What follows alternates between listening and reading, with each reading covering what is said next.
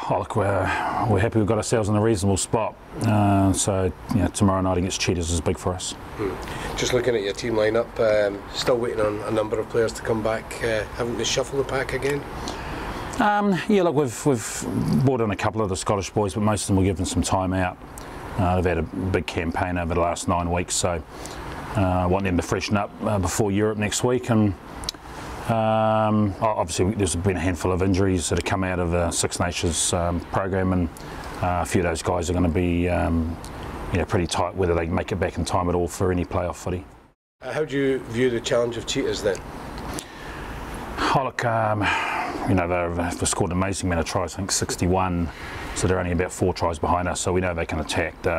Lethal from turnover ball, and they don't kick the ball as much as most sides in our competition, so they're going to play, they've got nothing to lose, and they're still within a chance of making the playoffs, but they're going to have a big run home, so tomorrow night's important for them.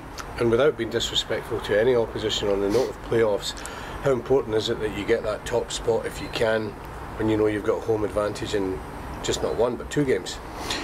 Yeah. Look, it is important. What we know is it's really tight between us and Munster. We've got a really tough run home with the quality of the sides we're playing, but we're excited by that because I think this time last year we were well clear and already qualified and lacked a little bit of edge. But what we know is that we're going to have to be at our best each week.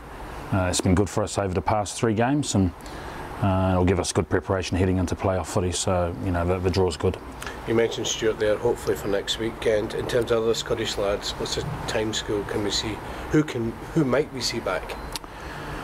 From an injury perspective, Tommy Seymour will be close to. He injured ribs a couple of weeks ago in the I think it was the French game, so no, the Welsh game. So, but yeah, look, it's a bit touch and go for a number of them, and there's a few guys who are probably a month or 6 weeks away still. So, we'll take it as it comes. We've played a lot of footy without our international boys and gone pretty well. So, same sort of philosophy. Whoever wears the jersey's got a front. Hugh Jones, Ryan Wilson, are they likely to feature this season? I think they'll both make it back, but not in the next sort of 3 or 4 weeks. Is it an added incentive knowing, when we spoke to you at the start of the season, that could be a final here at Celtic Park for you to participate in? Oh, we'd love to be part of that. With the support we get here, Scotland's massive, and to play at a stadium where we can fit a hell of a lot more, and it's got a lot of history and so on, would be awesome. So we've got some good footy to play to get to that stage, but it's certainly an incentive. And more good news this week in terms of 2 of the lads signing new deals. How pleased were you with that?